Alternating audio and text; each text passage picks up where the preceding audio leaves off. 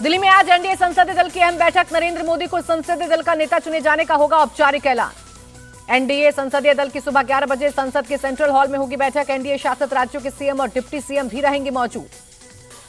बैठक के बाद एनडीए पेश करेगा सरकार बनाने का दावा। नरेंद्र मोदी के साथ चंद्रबाबू नायडू और नीतीश कुमार राष्ट्रपति भवन जाकर राष्ट्रपति मुर्मू को सौंपेंगे समर्थन की चिट्ठी।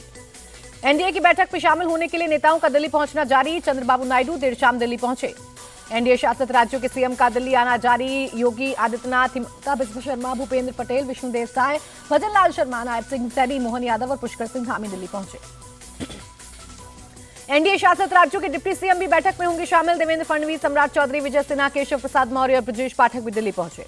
नरेंद्र मोदी के पीएम पद के शपथ ग्रहण की बदली तारीख। 8 जून की बजाय 9 जून की शाम 6 बजे लेंगे शपथ। राष्ट्रपति भवन में प्रधानमंत्री के शपथ ग्रहण समारोह की तैयारियां जारी। तस्वीरें आई सामने।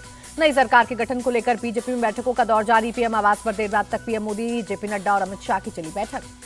पीएम आवास से पहले बीजेपी अध्यक्ष जेपी नड्डा के घर हुई मीटिंग। अमित शाह और राजनाथ सिंह की मौजूदगी में सरकार बनाने की रणनीतियों पर हुई चर्चा।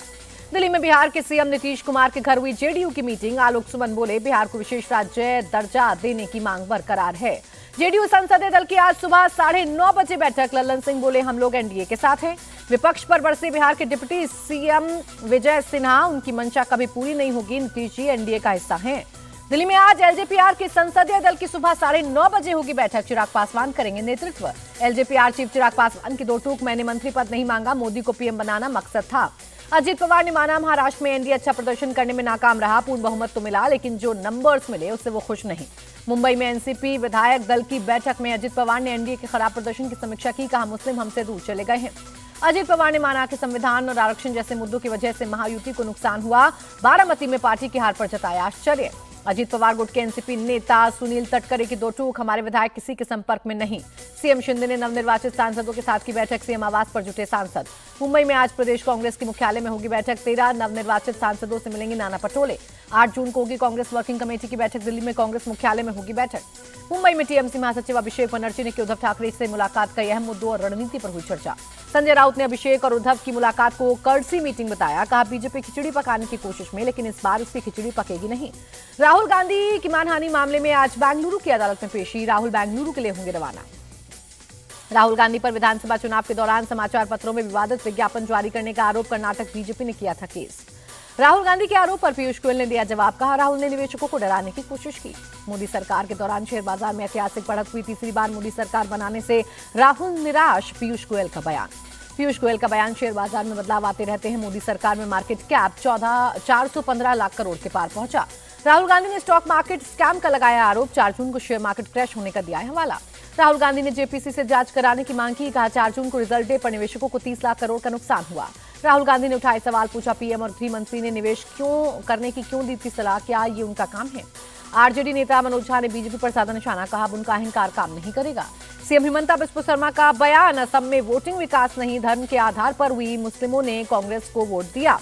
असम में नवंबर में होगा पंचायत इलेक्शन। 15 अगस्त को होगा कैबिनेट विस्तार। सीएम हिमंता का ऐलान।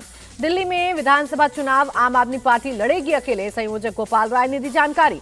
कंगना रनौत से चंडीगढ़ एयरपोर्ट पर हुई बदसलूकी। सीआईएसएफ की आरोपी महिला सुरक्षा कर्मचारी सस्पेंड। कंगना रनौत ने वीडियो जारी कर कहा, आरोपी सुरक्षा कर्मचारी ने मेरे चेहरे पर मारा, मुझे गालियां दी। आरोपी कुलविंदर कौर ने कहा, मेरी मां किसान आंदोलन में बैठी थी। कंगना ने कहा था 100 रुपए में किसान आंदोलन में बैठी हैं महिलाएं। कंगना से बदसलूकी पर बोले हरियाणा के सीएम नायब सैनी, आरोपी पर सख्त कार्रवाई होगी।